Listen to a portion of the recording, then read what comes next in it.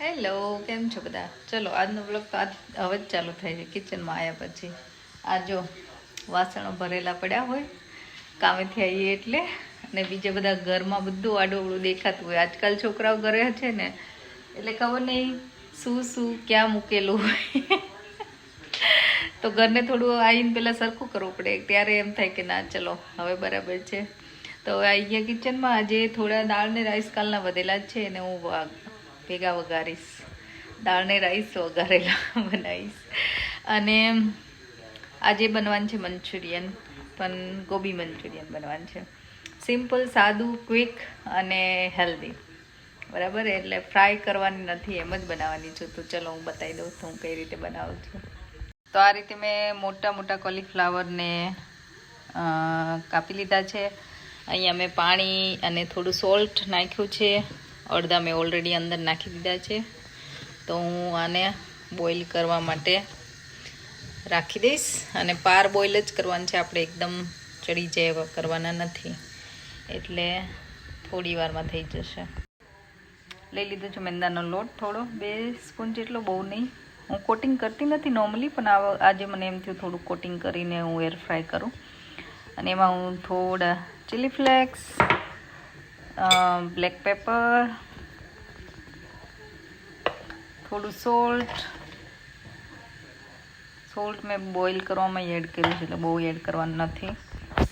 અને થોડું લાલ મરચું. તો આને હું હવે પાણી થોડું નાખીને ઘાટી પેસ્ટ બનાવીશ.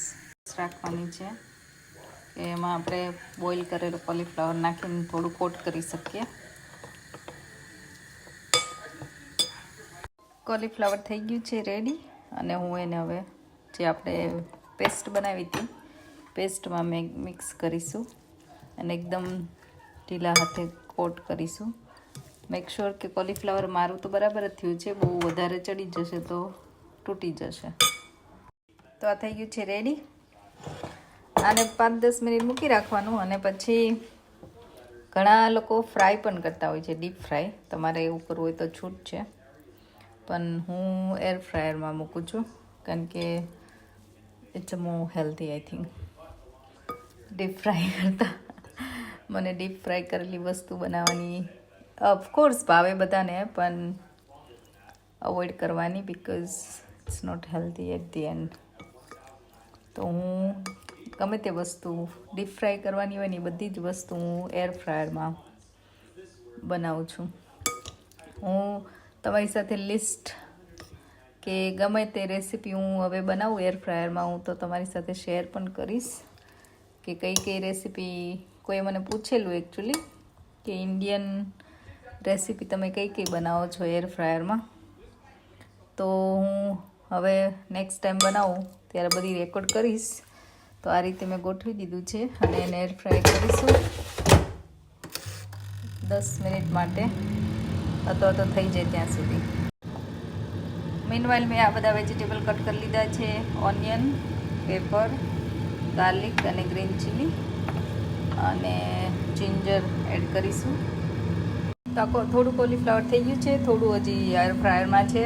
મીનવાઇલ હું આની આપણે ઇનિશિયલ જે વઘાર કરીએ કે ગ્રેવી બનાવીએ, વોટેવર તમે કહો એવું બનાવી દઈએ. તો એના માટે મેં થોડું ઓઇલ લઈ લીધું છે, એમાં આ બધું એડ કરી દઈશ. હવે આપણે આને એકદમ ફાસ્ટ ગેસ ઉપર સાતળવાની છે. અને અગેન બધી જે ઇન્ડો ચાઇનીઝ રેસીપી હોય એમાં બધા વેજીટેબલ થોડા ક્રન્ચી રાખતા હોય, એટલે આને પણ આપણે બહુ ચડવા દેવાના નથી, એકદમ ક્રન્ચી જ રાખવાના છે. એટલે ફાસ્ટ ગેસ ઉપર થોડી વાર આપણે થવા દઈશું.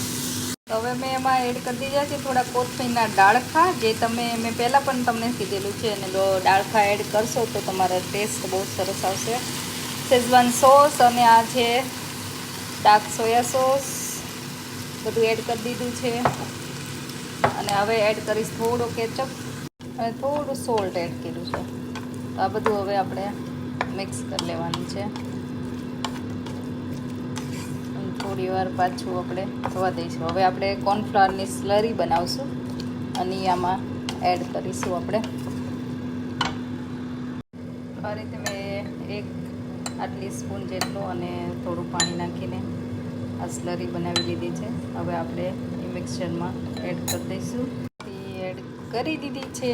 હવે પાછું બધું મિક્સ કરી દઈશું અને તરત જ ઠીક થવા માંડશે.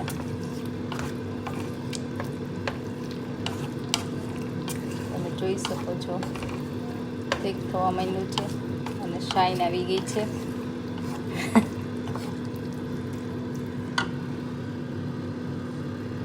તો મીન ઓઇલમાં જો કોલીફ્લાવર પણ એર ફ્રાયરમાં જ સરસ ક્રન્ચી થઈ ગયા છે. હવે આપણે આ ગ્રેવીમાં એડ કરી દઈશું અને હવે આને આપણે હવે ચડવા દેવાનું નથી. બધું મિક્સ કરીને બંધ જ કરવાનું છે. તો આ થઈ ગયું છે ગોબી મંચુરિયન રેડી.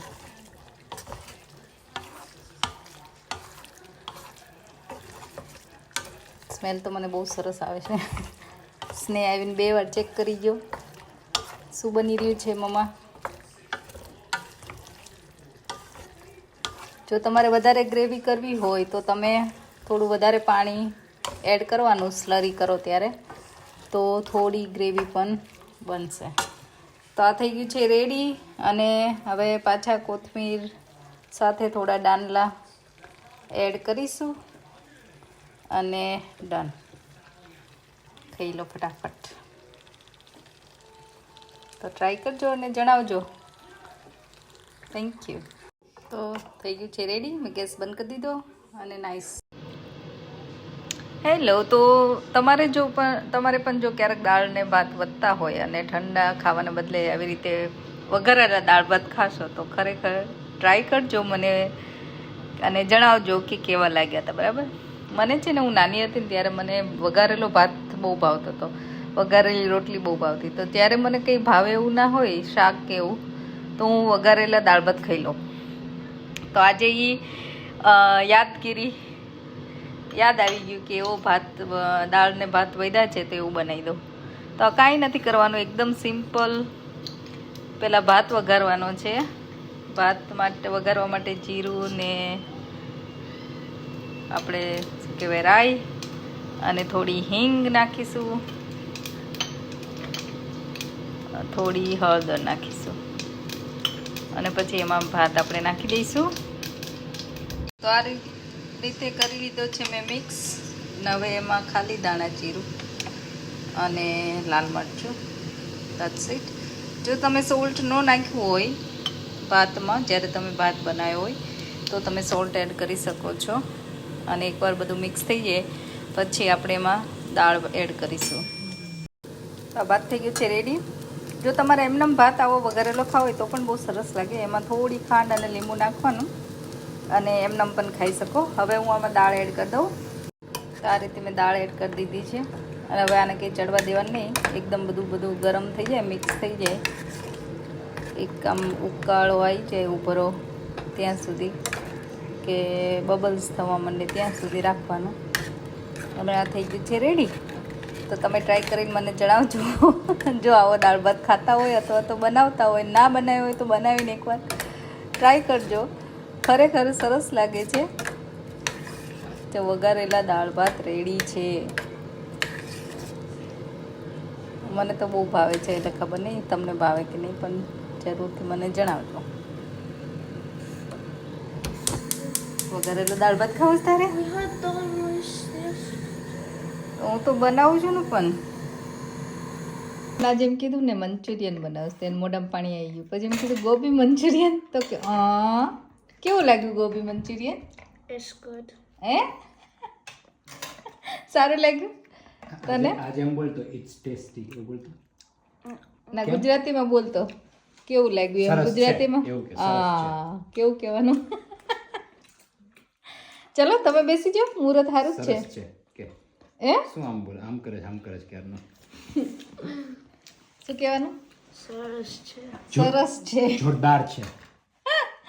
જોરદાર છે, સરસ છે એવું ગુજરાતીમાં કહેવાય. બરાબર. ચલો જમવા બધા.